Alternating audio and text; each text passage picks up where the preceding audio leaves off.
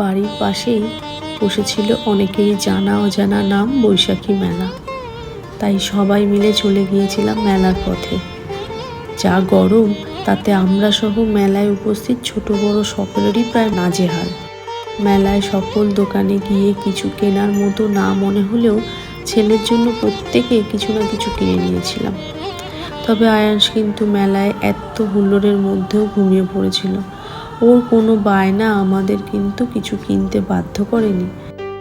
মেলায় উপস্থিত বিপুল সব সম্ভারের দোকান, সেই সকল সম্ভারকে উপেক্ষা করেই পাওভাজি, কাপকেক আর হস্তশিল্প স্বরূপ দুর্গা মূর্তি কিনে নিয়েছিলাম। নৌকা চড়তে ভীষণ ভালোবাসি, তাই মেলায় গিয়ে সেটাই বা বাদ রাখবো কেন। গরমকে হার মানাতে খেলাম লস্যি। অবশেষে জিলিপি কিনে বাড়ি ফিরলাম সকলে। খুব শিগগির সকলের সাথে আবার দেখা হবে অন্য কোনো ভিডিও নিয়ে।